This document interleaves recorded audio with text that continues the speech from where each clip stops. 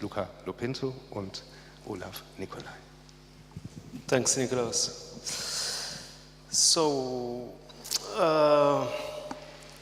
in order to warm up the conversation, I would start from the title, actually, which is a kind of very catchy title, sort of intriguing, as I think the title of the show in St. Gallen.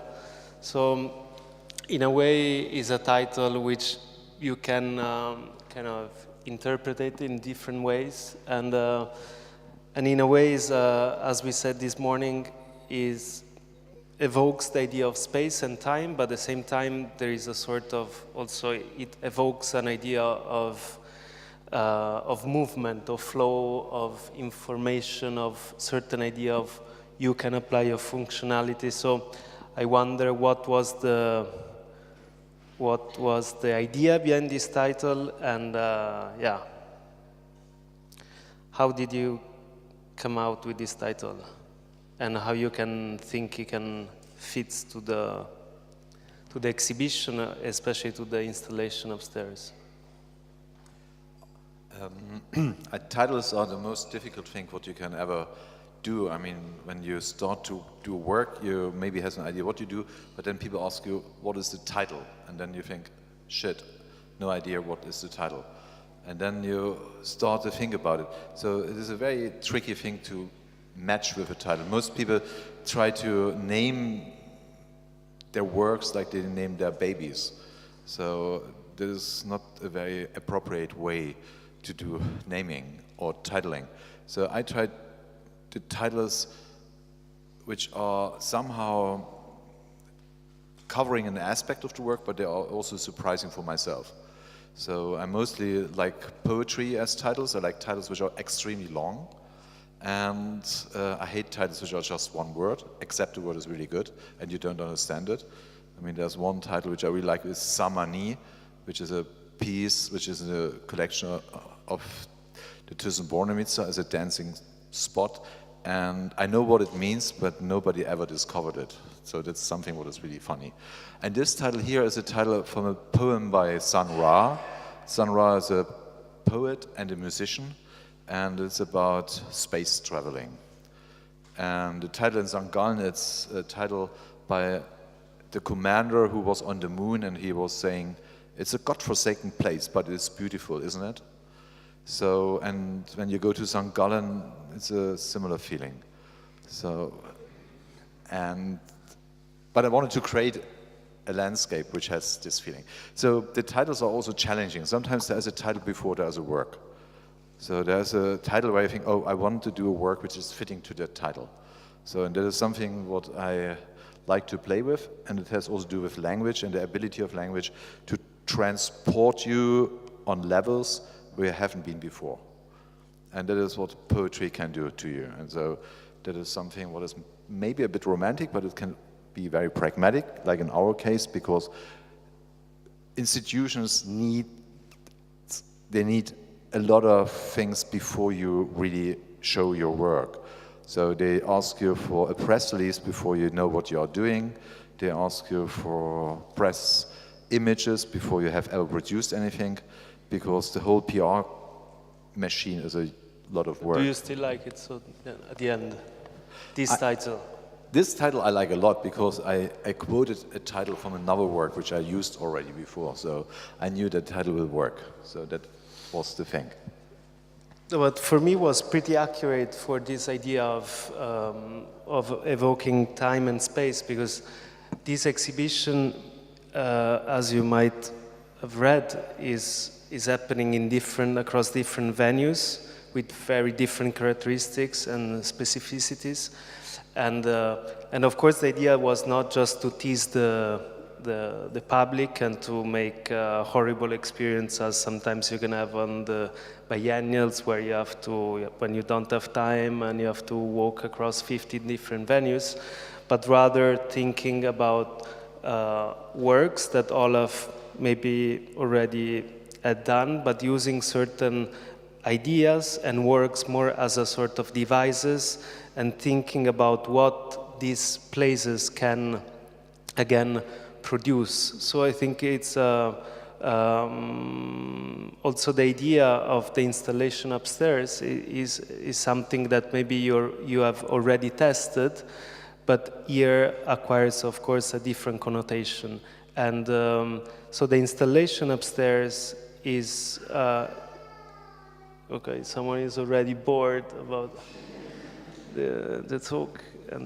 But so the installation upstairs is something very kind of unique, also thinking about the exhibitions that have been produced and organized upstairs. Is a huge space, and you decided not to add too much, even if you did at the same time. So it's a sort of minimal and monumental gesture at the same time, where you decided to just create a huge plateau of images, a carpet of images painted on the floor, and taking from your archive and ask some theater and street painters to paint them. So first of all, there is an act of translation here, which is, I think, is a crucial element of all your practice, made every time in a different way. And so first of all, I'm curious to know about what intrigued you about these images. Because I think very often you work with things as that could be objects, images, or very non-object, embedded by a certain idea of desire, or about what people can project on those things. So first of all, yeah, what's the story behind these images? Also because are all press clippings that you have been collected over the years. So you have this sort of ongoing archive. So I think it would be interesting to know more about it. Maybe I go back to the title and then to this question. Yeah. When Sun Ra was using this title, he was talking about the black race and their destiny or their way of not having a place. So there is no rival. Before you are arriving somewhere, there's no place for you. So it's really the time traveling, the space traveling, what Sun Ra was hallucinating in his things, is a reflection of a moment of transition. You can talk about transition, but in the same moment when you talk about transition, you talk about identification. You talk about where I am, who I am, what I am doing, where I'm going to. And this is, I think, what sounds very personal when you discuss it in terms of race, when you discuss it in terms of identification, but it's also something what has to do with you when you discuss it in the relation to objects and to images. How do you identify yourself with an image? How do you create your relation to images? So this is the main question which combines all the three exhibitions in St. Gallen, Bielefeld, and here. What is an image? In Bielefeld, you have the relation to space, to architecture. How architecture is guided by images. How images are creating architecture which creates spaces where you live in images and you have to deal with images. And with the idea what other people thought you, how you can deal with these spaces. St. Gallen is a hallucination about space. It's about the possibility how you can fuck a system by using the system itself, because the system all the time tries to create these limitations, but if you know how the system is working, you can combine it and you can open it up. So it's a hallucination, it's a moon landscape, but the moon landscape in 50 years ago was exactly the point where people discuss about images as fake, the first time. The moon landing was this idea, maybe this never happened. So, and it was never happened because they thought it is maybe a Hollywood movie what was broadcasted worldwide. So there's also another identification. And now we are here in this Kunsthalle in Vienna. It is too many Kunsthalle. Space travel. So, and here it is about a different way of showing how you deal with images as scenarios of identification and distance. So, as Luca said, I collect images from newspapers, from news clips, and I don't collect them because I find interesting what the articles are about. I collect them because I find the images interesting. Sometimes I don't understand why these images were chosen for these articles, but I found these images like, wow, they are very strange, interesting, or also beautiful. So the first decision is not a decision based on knowledge. It's a decision based on how an image is meeting you or you meeting the image. And this is a crucial point, because when you later deal with images, when you talk about images, when you interpret images, you try to fix the relation between you and the image. You try to say, oh, I like it because, and you try to rationalize something what is hard to rationalize. And this field is a field of play. You can activate that. And that is what I try in this exhibition. So what I did, I chose images from this archive what I have, and these images are quite open images in the terms when you see them, and I don't tell you where are they coming from, it is not necessary that you understand what they are presenting to you. But you will have a relation to them. You can say, I don't like them, or I like them, but you are getting interested, what is it about?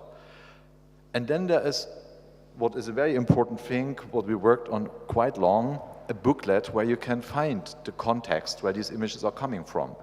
But not only this, you will find also something in there where you have a field of associations where you can leave the actual context of the image. You know, a simple example, you will see an image which looks like a Gerhard Richter painting enlarged, very wide, very abstract. It's an avalanche. So it's one of these images which you easily could use to cover a novel by Peter Handke or by Adalbert Stifter. But this image was used for an article about avalanches, and it shows the last step of 16 people before they were dying in an avalanche. After seeing this image with this information, you cannot see the image again as you saw it before. So knowledge is transferring your perception. It is changing your perception. And this is what I'm very interested in. Can you use this? Can you make something with that? Can you work with this? So that's why there is an index of associations, and this index of associations is not only given as saying, oh, what can you hallucinate? No, it is something what you create a material where I invited other people, the work, what I like, people I respect, where I really admire their work, to use this as a material as I use something else as a material. So I use material, I give material, so I exhibit in this exhibition a process. So it's not about works as products, it's about how you produce, that you can reflect the way of production. And that is something what I found the most interesting and challenging thing, and it's also very difficult to find institutions which are ready to present such things, because they dive into something where they cannot match the normal expectation of what do we see, what it is about, and what do you tell me? So these are questions which are not relevant for interesting things. So, and that is why I'm so happy that we could do this exhibition, and I think you will see a space upstairs where you have an experience what I hope you have not had in this space before. I also think the space, also in terms of architecture, in a certain way always reminded me of something between an airport hangar and a church. So I think the idea of using a tennis court. and a tennis court. And so the idea of using only the floor through this, which is a very tradition of the Madonnari, usually was a way of painting religious subjects, on the floor in exchange of few money, so very connected to religion. And so why the idea of also having those images painted? Because of choosing that type of medium, because of course these are sort of press images, and very often newspapers are using, most of the time, the same kind of images. Very often they acquire the rights of the same images. So they're in a way, they're accessible images that through this act of translating into paintings, you make them unique. And so you were interested in a certain kind of aura of that paintings have. So something very also modernistic in a certain way. If this was an element, and the other element is also that usually painting, of course, is something very unique because it's handmade, so it's also about interpretation and about portraying a thing that could be very abstract or very figurative in a way different from the way you can do it. And but this was also an important aspect, to have them not too much having interpreted by the painters, but to keep them as much as possible a reproduction. So the notion of also of copy and even of authorship, if this plays a part in the piece. So when I chose these images, they are photographs.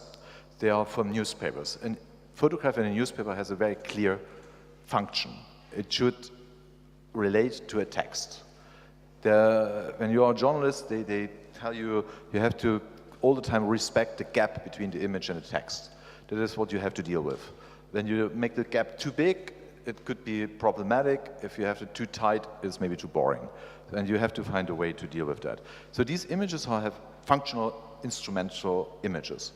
When I use these images, then there are different options to use them. I could also have enlarged them as prints, glue them on the ground, and you can walk over them. It would have been a similar effect when you want just to create a carpet of images.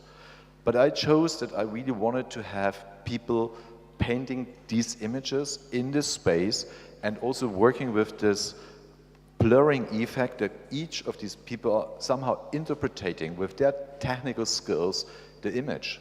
You cannot ask somebody to, I mean, you could, but then you would just have to cast people that they have to do it photographic realistic. This I'm not interested in. I really wanted to work with the gap, that you see that people match, but they have an interpretation of that. Because these images are not only staying there, they will be photographed and they will be used and circulated back in the newspapers. They come back into the world where they normally are functional. When you use them in this kind of transition, in this kind of translation, they cannot be functional anymore in the context when they come back. They create a totally blurring effect. They are something different. And I am like to highlight that work is translation, it's interpretation, and it is something which is marking the position of the people in the field who are working. And that is essential for what you call the politics of images. So what you really do when you create these things, you mark the position of the people, how they deal with images, and how they think about images, how they dream about images. So this is something what I really like, that this is present, and that's why I was not interested to create images as reproductions. I really needed a material which is active, because what starts from there is a more active, vivid moment, which you cannot control. And that is also something what tells you that painting is not about what you see, it is about how you see. And that is the most interesting thing. We don't create images because we want to tell what we see, we want to tell how we see. Because in the how we see is me. We are present in this. Or how we drink. And to finish to talk about this, the installation, there are other elements. One is that you chose a pool of 22 images, but now we see only a part of them, like 15, so the rest will be finished during the exhibition, so there is an element of a performative aspect of it. And another element is also, which I think is a very important one, is about the activation. So the installation is a stage which also is supposed to be not to be seen as a finished body, but as a living, rather the opposite, as a living body that through this activation. So there is a very dense calendar of activation through, we invited different people from different cultural also field to respond to these images. So it is about how do we see and how each of us can look and use that thing in a different way, also using different tools. So starting already from tomorrow with Jeremiah Day and Barte Grun, for example, and so we have from writers, artists, musicians. So I think it's also very interesting the range of the perspective. And the other element is the idea through this collaboration with Museum in Progress and having the images then printed as paintings now, as you see, in different newspapers. So this is really creating this feedback, this loop of going back into the media, to the origin, but under a different way. So also the idea of working on having them change, modified, remind me also of this idea of, if you imagine them as a digital files are like being corrupted, it's like, you know, a file that more and more you use a file, also it can lose a data. So there is a sort of file corruption in a sort of way of not losing, but adding value, maybe a different kind of value. When you go up there and you will see the images, or you use the booklet, you have this information which tells you where the image comes from, and also you have this space of associations. And you will, I hope, see that people make use of the images. They will photograph them, they will photograph themselves, they will post them, and so these images will travel. They will have different functions for very different things, just to say, oh, I was in this exhibition, or I saw that. So they will be used and they will be distributed. So the logic how an image is used for communication is a most interesting thing, because images are traveling.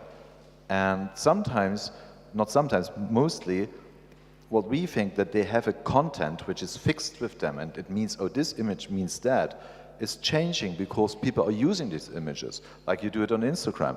So you post and you copy, you post and you copy. So the activation of images in a communication is transforming the content of the image. And this is something what is quite normal in history. Abby Warburg was designing a whole atlas to show that there were images in the travel of 1,000 years who changed their meaning from negative to positive and from positive to negative, staying the same image. Before it was negative, 500 years, it was positive. And these activations I found super interesting. They will happen. That is something what is a very public thing. And also when I say public, the space upstairs is simulating or staging a public space. What you go, it's like a plaza in a shopping mall. And you go there, and the activations what we have with all the people, it's really a public thing what you have.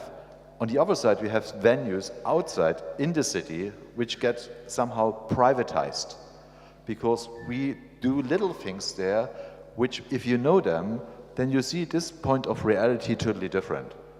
If, for example, the car of Helene Weigel, what was bought for her from East German government, a Mercedes-Benz in '67, is parking in front of the Burgtheater, where Bertolt Brecht was not staged to the early '60s because he was for political reason banned. It is creating a little shift in reality, in the perception of reality, if you know that. So that's also something what I find interesting.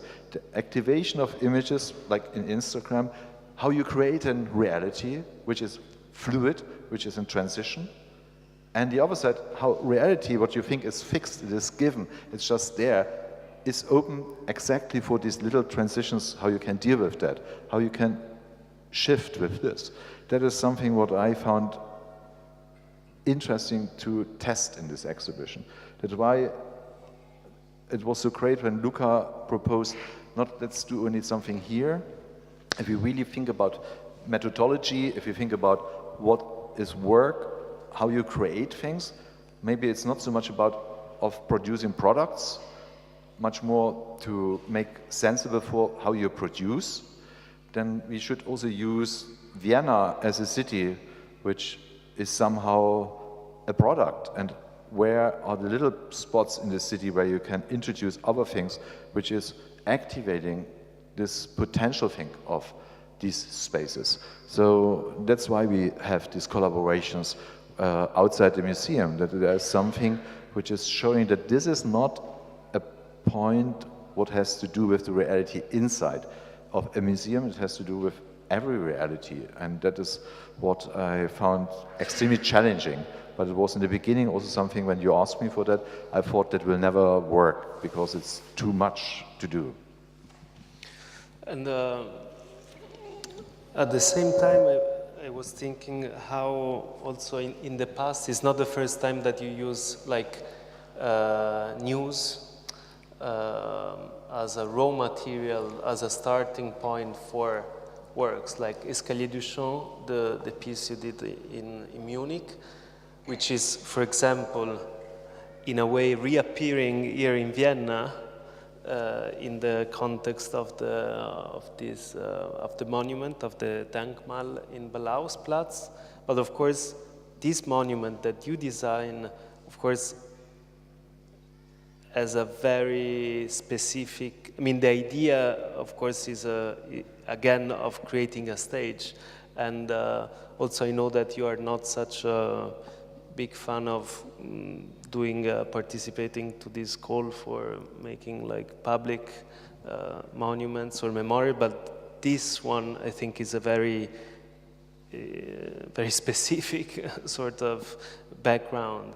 And again, there is a reference to Jan Hamilton Finlay, so again, there is a poetry. So you're bringing back Escalier du Champ to Vienna in a different way, of course, and as well the piece you did for the last Documenta, the radio piece, is again using information and performing it in, I think Simone Forti did a great piece of responding to the news. So and I think what is interesting that through this activation, very often you are never you're never linear. It's never to be didactic and to say, okay, to deliver a message and a meaning, but again to open up, to let him, to make it, blooming in a way. So I think it's how do you feel about this idea of reconfiguring certain pieces in different contexts? Because I mean, the whole project, the whole exhibition is based on that also. So I think, for example, Escalier du Champ, the way it was, you conceive it, was really also specific for the Pinakothek, for the staircases. Now it's a totally different type of space. This morning in the press conference, Nikolaus was highlighting the monument, and he was especially saying, how do you feel about that the monument is not properly working in terms of how people expect a monument should work?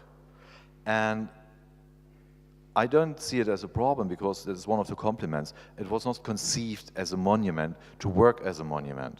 It was conceived as something what should be open up to different ways of performing. Like a stage where you are performing or not performing. If you perform, you have experiences where you can deal with. So it is not that this way of working is that you expect a certain product, what you produce, and people have to consume it in a certain way. You make an offer where you place the audience as an active interpreter of that what you are doing, and you not tell them this is right and this is wrong. They have to do it as they want to do it. So it's more like in a laboratory, it's a test. You show yourself and you can see where you are. It is something what you can negotiate. It is a place for negotiations. That is what I've found interesting to offer these things. And also when you talk about works, what are you doing? When you work that way, you have echoes between works which you cannot expect. When I did Escalier du Chant, it was very clearly designed for the Munich place, Pinakothek der Moderne. They have a huge space, a staircase which is totally empty, a monument for the architect himself. And of course, the curators ask to do something there. And the biggest or the most what you have there is empty air. You have only air there. And air is a good material because when you want to sing and to breathe, you need air. So that's why I thought singing and breathing is a good thing for this place. So I commissioned contemporary composers to make songs for vocalists, a cappella, but based on the news. But they had to make their own decision what they want to do. If they chose a news really from the news or something what happened next to them in their house. And how they really translated it into something. Georg Friedrich Haas was doing a song about Fukushima. Elliot Sharp did something about the death of Captain Beeford, as well as about Bradley Manning, who is now Chelsea Manning, a whistleblower. So all these songs were very specific. And now using some of these songs, which have the theme of being a whistleblower, adopting here in Vienna to this monument very well. So it's an echo what I was not planning. It was something what came out of the logic of production.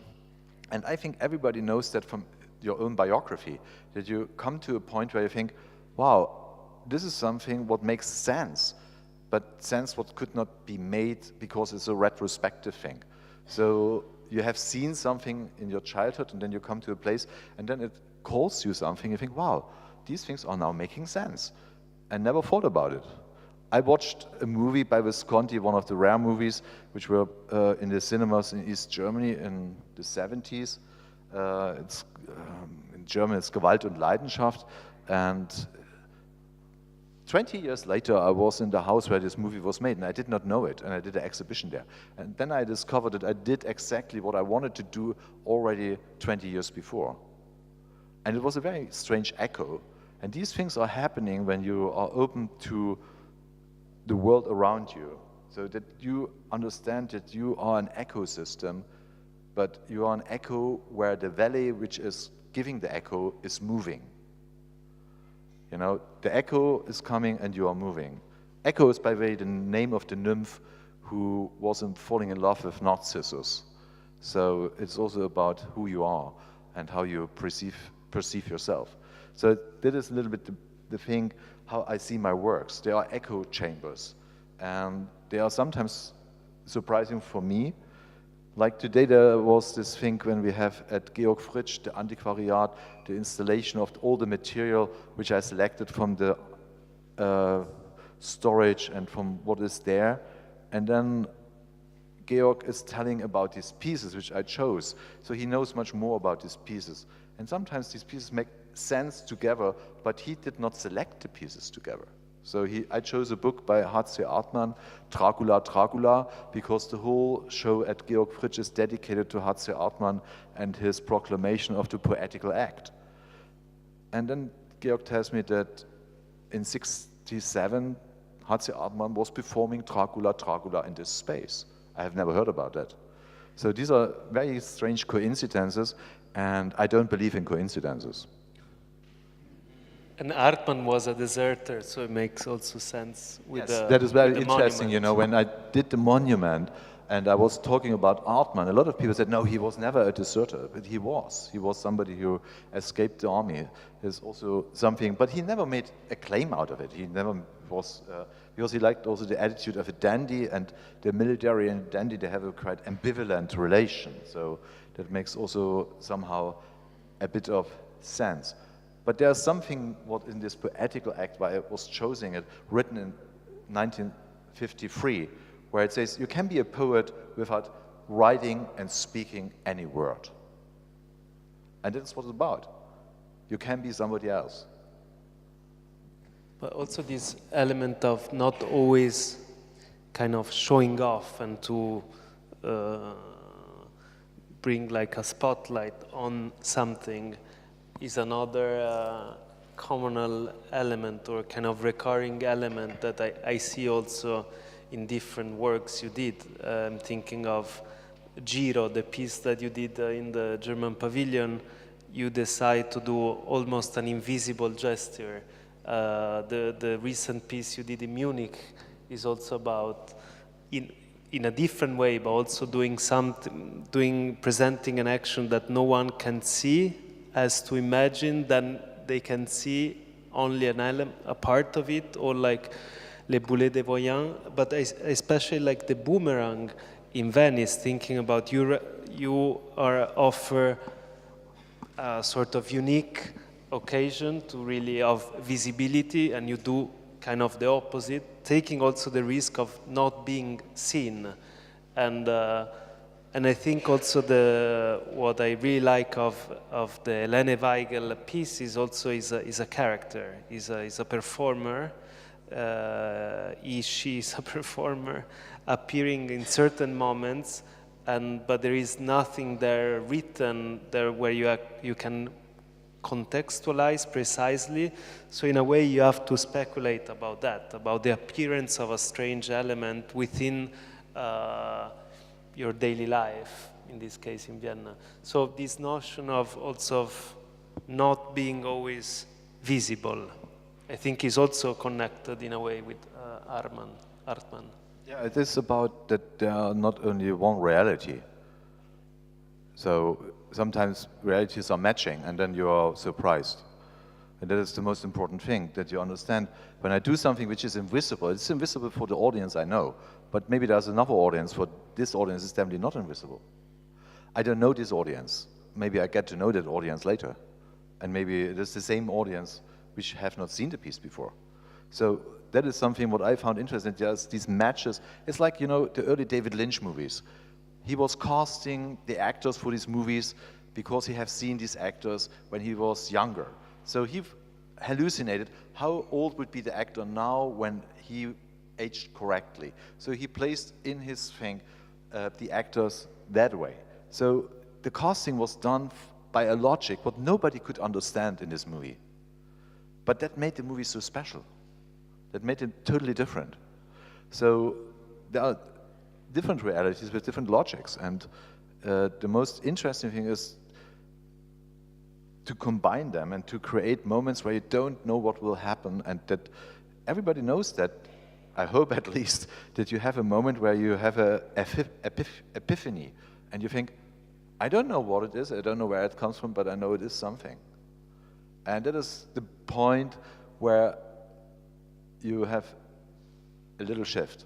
And that is much more interesting than anything else for me. That is my interest in reality and in being in reality, that this option is there, that everything is already something different, but you have not seen it yet.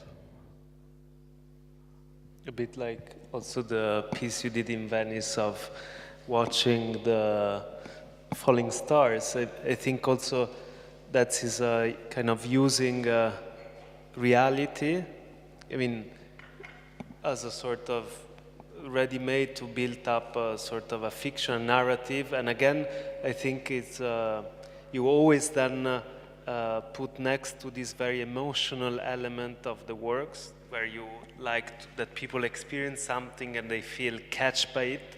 At the same time, there are always a very strong and deep level of cultural references. So as the booklet here, I think, is a very important element to navigate through it, because the booklet is not explaining, it's just giving a different type of, yeah, we're talking about things like about ghosts now at the moment, so I think it's also not so exciting. So I will cut the conversation brutally. Thank you. Otherwise we can talk too long, but are you happy? I try. I'll try to. I am. I'm very happy because I have a really great experience working here with a team, with people who I know for a long time in Vienna, and I had a chance and the opportunity, which is extremely rare, that you really can resonate to a city in a way as the city was resonating to you. And that is very special, and I'm very thankful for that. Yeah, it's really a collaborative piece, this exhibition. So I think warm thanks to everyone from the whole team of the Kunsthalle, all the partners, all the people, and it's really a big team, a big family. So thank you to everyone. Okay. And now you can look at that, what we were talking about. Now it's the funny part.